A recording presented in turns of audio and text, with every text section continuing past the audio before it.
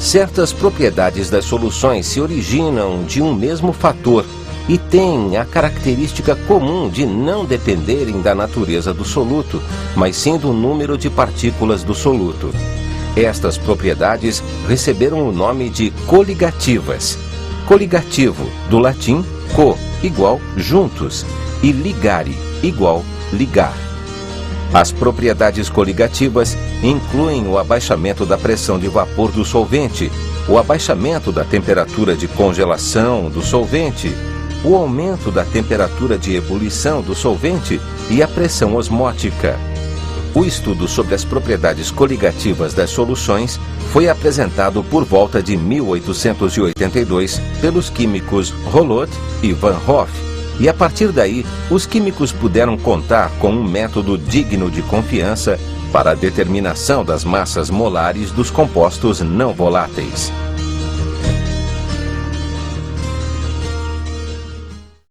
Bem, pessoal, como você ouviu no texto, o estudo de propriedades coligativas enriqueceu muito o nosso conhecimento sobre a estrutura da matéria. Fenômenos tais como ionização, dissociação, estrutura dos compostos iônicos se tornaram muito mais bem conhecidos. Assim sendo, essa aula para nós é super importante. E esse assunto, dependendo da região, é muito pedido. Precisamos aprender bem, não vamos dar muita ênfase aos problemas com cálculos, mas vamos dar muita ênfase ao nosso conhecimento, ao nosso entendimento do aspecto qualitativo das propriedades coligativas. Bem, então agora, o que são as propriedades coligativas? Propriedades coligativas, afinal, o que é isso? Vem de coligare, junto, ligar, reunir, ou seja, depende da reunião de partículas, depende, em última análise, da concentração das partículas, depende de quantas partículas você tem num determinado volume. Ou seja, sem depender de quais são essas partículas, não importa se são moléculas ou íons, eu estou interessado realmente na concentração. Repara, vamos mais uma explicação, dessa vez vai ficar perfeito.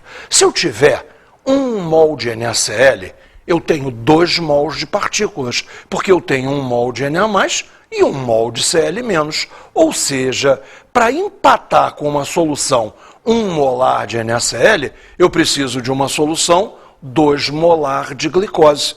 Por quê? Porque a glicose é composto molecular.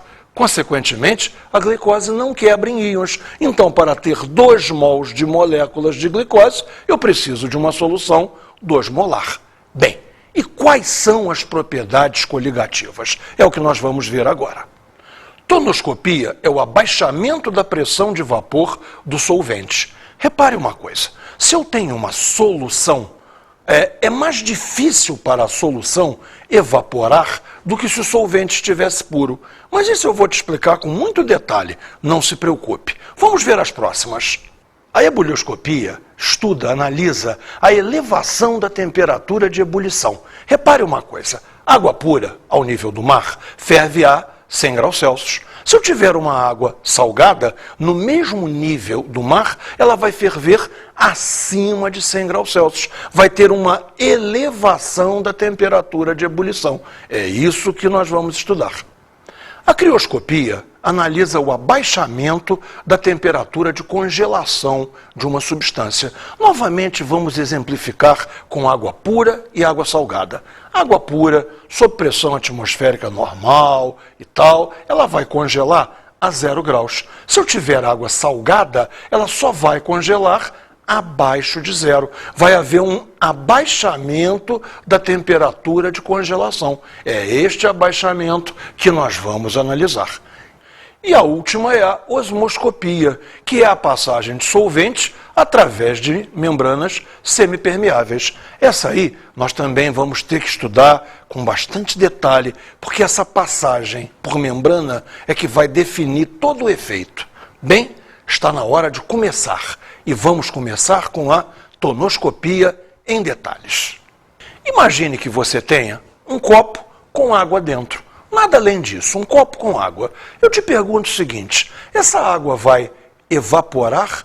Claro que vai. Um belo dia essa água pode secar e o copo ficar absolutamente sem água nenhuma? Claro que pode. Só espanta alguém? Não. Todo mundo explicaria naturalmente que houve evaporação. Mas o que muda se o meu copo for fechado? Vamos analisar com detalhe o esquema de um copo fechado.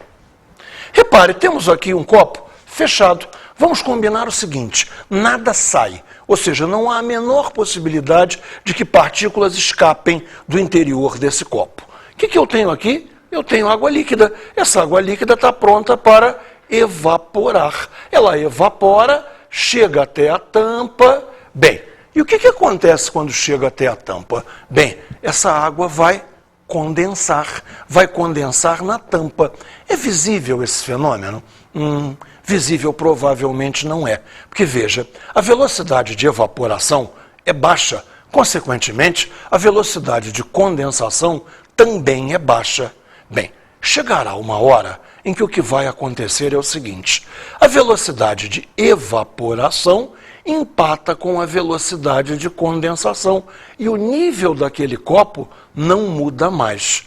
E aí temos um problema crítico. O que o leigo acha? O leigo acha que a água não evapora.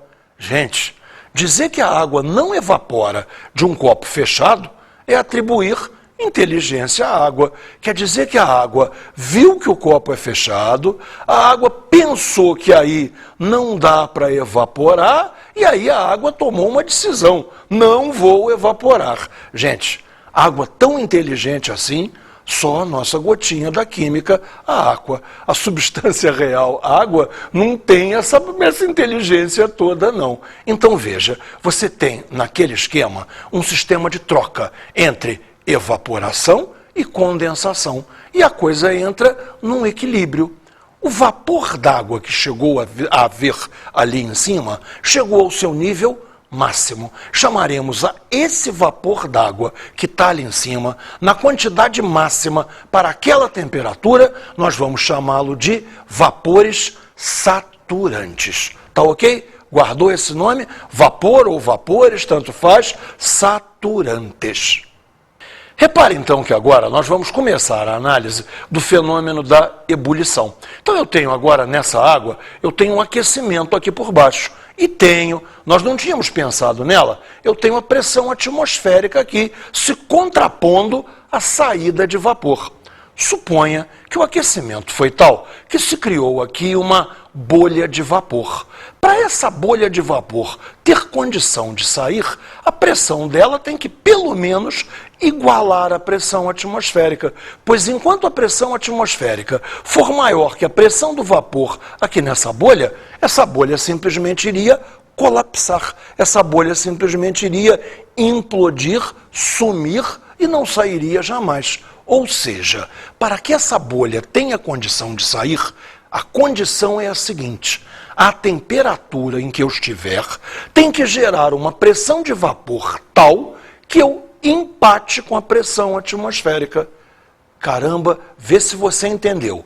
Para a bolha conseguir sair, eu preciso que a pressão de vapor seja igual à pressão atmosférica. Ganhamos, então, uma definição completamente nova, na qual você não havia pensado antes, para temperatura de ebulição. Veja só, que é temperatura de ebulição, então? É a temperatura em que a pressão de vapor iguala a pressão ambiente. Isso tem uma consequência importante. A pressão de vapor de qualquer substância na sua temperatura de ebulição é igual à pressão ambiente. Perfeito, Gotinha. Isso aí é verdade. Isso aí é muito importante em prova. Porque, veja bem, as pessoas não pensam assim. Imagine assim, eu estou pensando na pressão de vapor da acetona, que é elevada. Na sua temperatura de ebulição, essa pressão de vapor iguala a pressão ambiente. E a água, que tem uma pressão de vapor mais baixa? Bem, na temperatura de ebulição da água, ela também iguala a pressão ambiente. Você lembrou muito bem desse detalhe. Bom, Agora, vamos ver direitinho qual é o efeito tonoscópico. Veja, definição de efeito tonoscópico. A pressão máxima de vapor do solvente na solução é menor que a pressão máxima de vapor do solvente puro. E por que seria assim? É muito fácil você entender por que seria assim. Evaporação depende fundamentalmente de espaço para evaporar. Imagine um pano qualquer, um pano de chão em sua casa, que você molhou, embolou e atirou a um canto. Ele vai permanecer dias molhado. Essa água vai levar muito tempo para evaporar e, consequentemente, o pano vai levar muito tempo para secar. Como é que mamãe pendura a roupa na corda? Ué, ela estica essa roupa na corda. O que nós estamos aumentando? A superfície de contato. Nós estamos dando a chance de que a água evapore muito melhor. Ou seja, tudo vai depender da superfície de contato. Se eu tenho solvente puro, a superfície de contato é aquela que estiver livre no líquido. Se eu tenho solvente com um soluto dissolvido, as moléculas do soluto, embora eu não veja, estão ocupando espaço. Logo, o espaço superficial do solvente ficou menor. Você sabe por quê? Eu sei! É que as partículas do soluto ocupam espaço na superfície, atrapalhando a evaporação.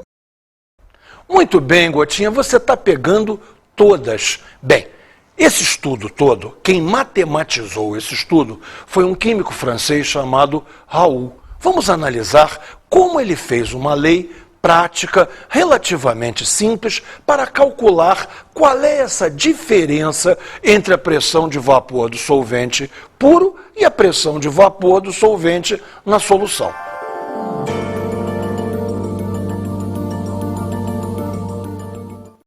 A expressão matemática da lei de Raoult é bastante simples. ΔP sobre P igual a X. Só precisamos ver o que significam esses símbolos. Vamos lá. ΔP é a variação, evidentemente uma variação para menos da pressão de vapor do solvente. P é a pressão de vapor do solvente puro. E, finalmente, X é a fração molar do soluto. E se o soluto for iônico? Se o soluto for iônico, nós vamos ter que corrigir. Você lembra do comecinho onde eu te expliquei que se for NaCl, de uma certa maneira ele vale por 2, Na+, Cl-, enquanto que se fosse uma glicose, vale por um só, é a molécula de glicose. Então precisamos de uma correção para solutos que geram íons.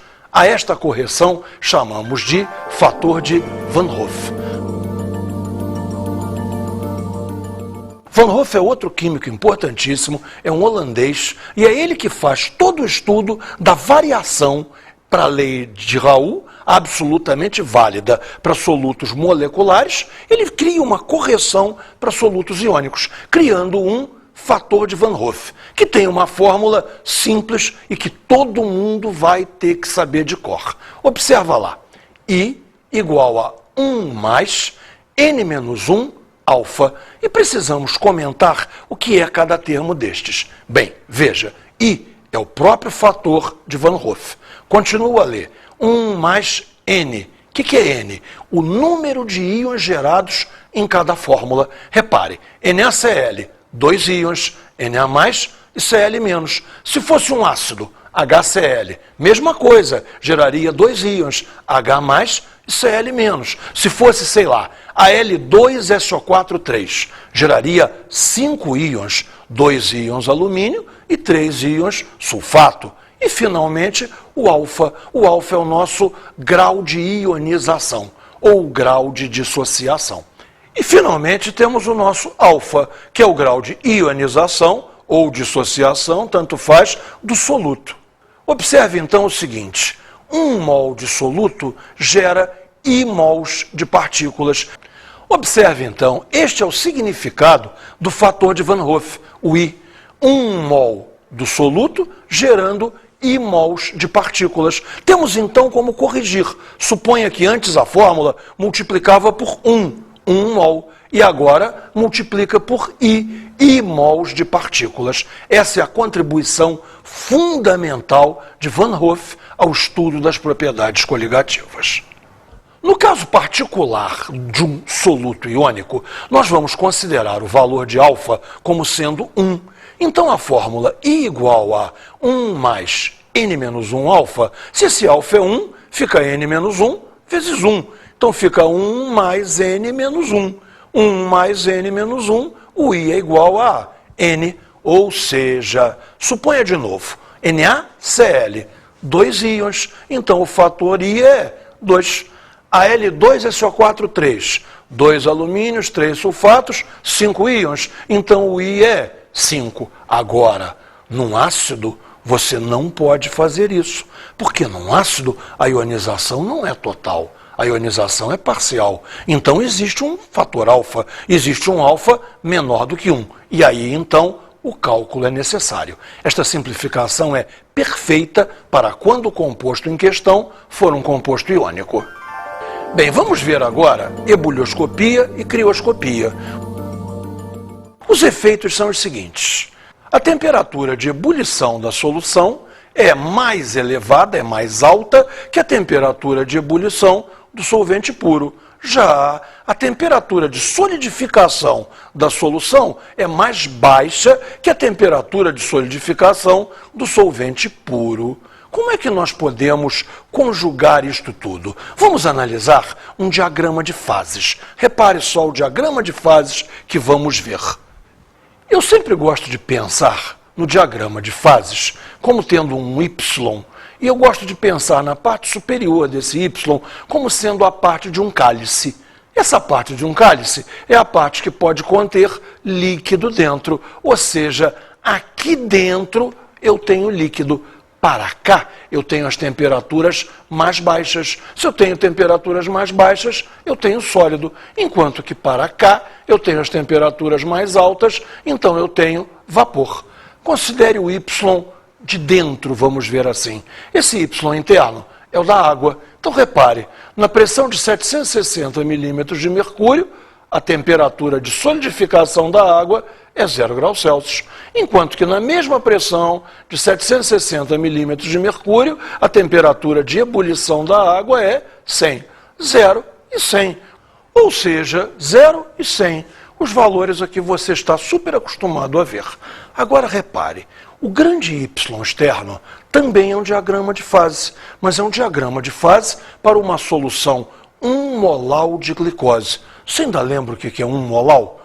1 mol de soluto para 1000 gramas, ou seja, 1 quilograma de solvente. No nosso caso, naturalmente, o solvente é a água, ou seja, solução 1 molar de glicose. Eu tenho 1 mol de glicose para 1 quilograma, 1000 gramas de água. Vamos ver como é que fica o diagrama de fases para os respectivos pontos de fusão e ebulição. Concentre então no grande Y externo, está aqui. Repara aqui, na temperatura de 760, eu vou procurar pelo meu ponto de ebulição, encontrei aqui a 100,52, ou seja, a água fervia a 100. A solução 1 molar de glicose ferve a 100,52, ou seja, uma solução 1 molar de glicose em água ferve 0,52 graus Celsius acima do ponto de ebulição da água pura.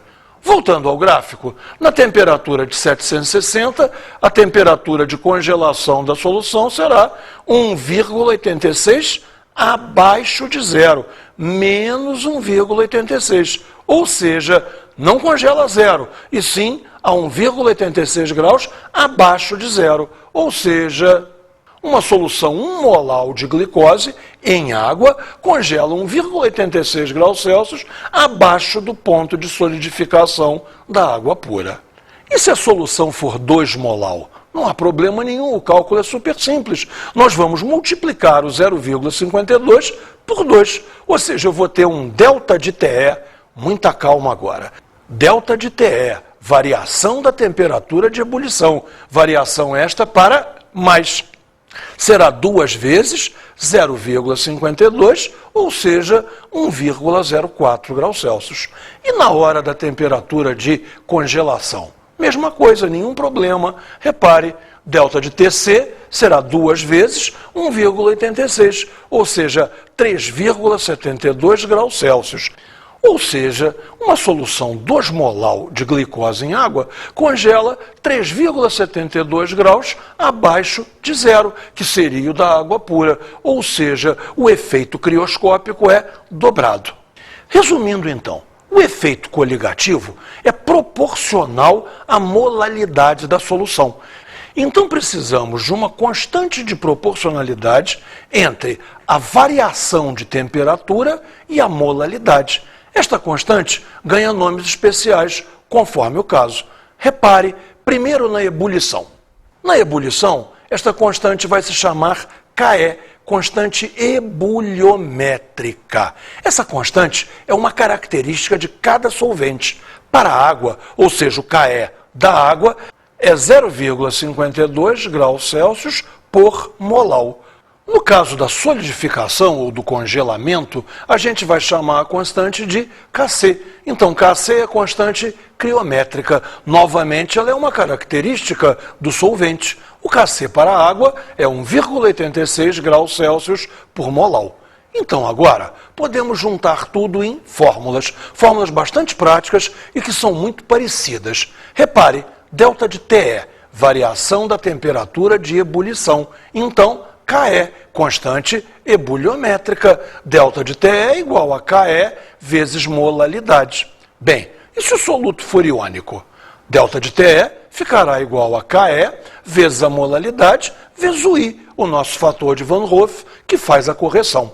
Bem, e agora, na congelação? Delta de Tc, Kc, constante criométrica, delta de Tc igual a Kc vezes a molalidade. Novamente, se o soluto for iônico, delta de Tc igual a Kc vezes a molalidade vezes o I, fator de Van Hoff.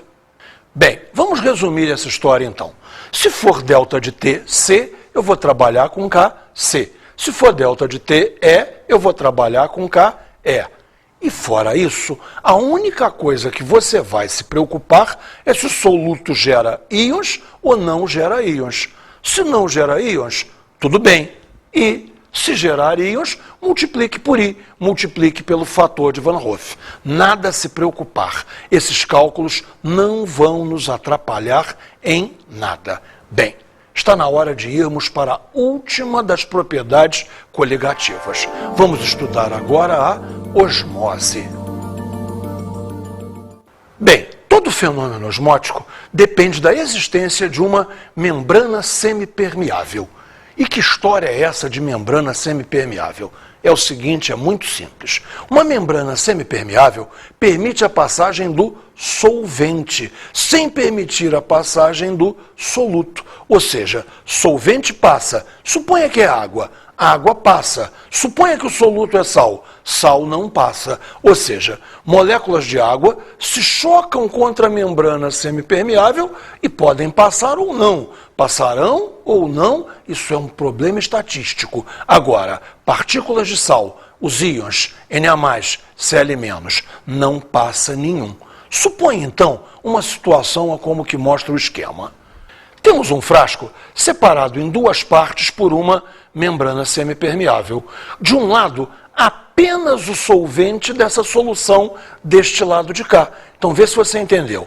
Aqui é, por exemplo, água com sal. Vamos pensar em água com glicose. E desse lado eu tenho apenas água. Veja, moléculas de água batem aqui. Moléculas de água batem aqui também. E, ocasionalmente, passam ou não passam. Mas moléculas de glicose não existem aqui. Só existem moléculas de glicose aqui. As moléculas de glicose se chocam e não passam. As moléculas de água podem passar, tanto por aqui quanto por aqui. Mas as moléculas de glicose que se chocam aqui não passam. Resultado prático disso: o fluxo de moléculas de água da esquerda para a direita é maior que o fluxo de moléculas de água da direita para a esquerda, o que nos leva a uma nova situação onde os níveis se equilibram assim. Repare, o solvente aqui ficou num nível bem mais baixo, ou seja, passou o solvente para cá. A solução foi diluída pela passagem do solvente.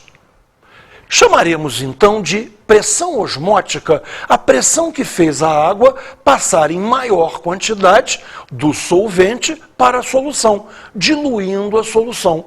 Essa ideia de pressão osmótica nos leva a precisar uma medida da pressão osmótica. Como vamos então determinar? É fácil. Nós vamos determinar qual a pressão que impede a osmose. Me acompanhe no esquema. Veja, vamos chamar de pressão osmótica a pressão que deve ser feita sobre a solução para impedir a entrada de solvente. Eu impeço a entrada de solvente pressionando este lado, ou seja, eu tenho que fazer força sobre uma área. Lembre, por favor, que força sobre área é pressão. Eu preciso de uma pressão para impedir a osmose. Repare que esse termo é traidor. Todo mundo pensa assim: pressão osmótica é a pressão da osmose tão natural. Não é isso não. Por favor, preste atenção. Pressão osmótica é a pressão que é necessária para impedir a osmose, para bloquear a osmose, fazer com que a osmose não ocorra. Bem, as fórmulas para a pressão osmótica são incrivelmente semelhantes às fórmulas para gases. Você lembra do PV igual a nRT? Vamos ficar com o P e chamar o P de π, a pressão osmótica. Jogamos o V para o outro lado, ficamos com N sobre V. N sobre V, número de mols por volume, número de mols por volume é molaridade. Ou seja, a primeira fórmula para a pressão osmótica é π igual a mRT. π, a pressão osmótica. M, a molaridade. R, a constante dos gases. E T, a temperatura Kelvin. Ou seja, para soluto molecular vale π igual a mRT. E se o soluto for iônico? Introduzimos o fator de Van Hoff, como sempre fizemos. Então, para soluto iônico, π igual a mRTI. Bem, então tudo mudou e tudo continuou a mesma coisa. Repare, a grande diferença que temos que fazer é se o soluto é molecular ou se o soluto é iônico. Soluto molecular, direitinho a fórmula, π igual a mRT. Se o soluto gera íons, π igual a mRTI, o nosso amigo I, fator de Van Hoff. Sem problemas, está na hora. Está na hora mesmo. Vamos fazer exercícios. Tem-se duas soluções aquosas, ambas de concentração 0,1 molar. Uma de cloreto de sódio e outra de cloreto de magnésio. Diga se as afirmativas a seguir são verdadeiras ou falsas. Bem, observe. As duas soluções são uma de cloreto de sódio, NaCl, e a outra de cloreto de magnésio, MgCl2. Observe bem, o número de íons gerados é diferente. NaCl gera 2 íons, então o nosso I, fator de Van Hoff, será 2. Para o cloreto de magnésio, MgCl2, são 3 íons, 1 de magnésio e 2 de cloro, 2 de cloreto, ou seja, 3 íons ao todo, então o I, o fator de Van Hoff, será 3. E agora vamos então analisar as frases pensando desta maneira. A solução de cloreto de magnésio é melhor condutora de eletricidade. Claro que sim. A solução de cloreto de magnésio tem mais íons, consequentemente tem uma concentração de íons maior, o que faz com que a condutividade elétrica seja melhor. As soluções têm a mesma normalidade. Mesma normalidade? Claro que não. NaCl, X é 1. MgCl2, X é 2. Então, a solução de NaCl será 0,1 normal, enquanto que a solução de cloreto de magnésio será 0,2 normal. Logo, as normalidades são diferentes. A solução de cloreto de sódio congela a uma temperatura inferior à da solução de cloreto de magnésio. Bem, vamos analisar. Quem é que tem o I maior? O cloreto de magnésio, no qual o I vale 3. Então, no cloreto de magnésio, o efeito crioscópico é maior. Logo, a solução congela a uma temperatura menor. Claro, o efeito é mais intenso. Vai ter um delta de Tc maior. Logo, o congelamento vai ser numa temperatura mais baixa para o cloreto de magnésio e não para o cloreto de sódio. A afirmação está errada. As soluções apresentam a mesma pressão osmótica. Claro que não. O I é diferente. O I é diferente para o NaCl e para o MgSl2. Numa I é 2, na outra I é 3. Claro que a pressão osmótica não é igual. Os pontos de ebulição das duas soluções são iguais aos da água pura. Essa aí, só rindo. Seriam iguais aos da água pura se não existissem as propriedades coligativas. Ou seja, se nada do que nós estudamos nessa aula valesse. Claro que não, a afirmativa chega a ser engraçada. Vamos então a um último exercício que extraímos de uma prova do ITA. Temos 3 soluções de açúcar em água, 1, 2 e 3. As soluções 1 e 3 são postas em copos distintos. Com a solução 2, enchemos 2 saquinhos de celofane em forma de envoltório de salsicha. Os saquinhos são suspensos por um fio nos 2 copos, conforme mostra o esquema. Os saquinhos não vazam, todavia, seu conteúdo muda de volume conforme assinalado no desenho. Qual a ordem crescente de concentração das soluções? Observe comigo no desenho. 2 vazou para 1. O saquinho murchou, ou seja, passou água da solução 2 para a solução 1. A solução 2 está tentando diluir a solução 1. Logo, 1 é mais concentrada que a 2. Aqui observe, passou água de 3 para 2.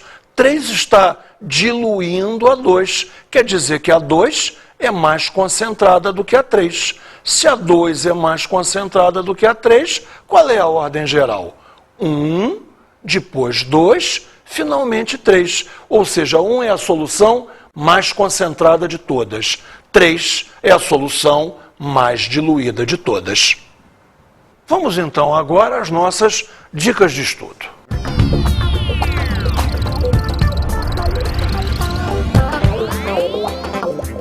Bem, a minha dica de estudo para você é a seguinte. A gente gosta mais de fazer exercício com conta. Um exercício no qual você acha 0,47 e acerta. É sempre mais emocionante acertar um número do que um conceito. Mas essa é a minha dica para você. Os exercícios conceituais são mais importantes. Parecem mais bobos, não são não.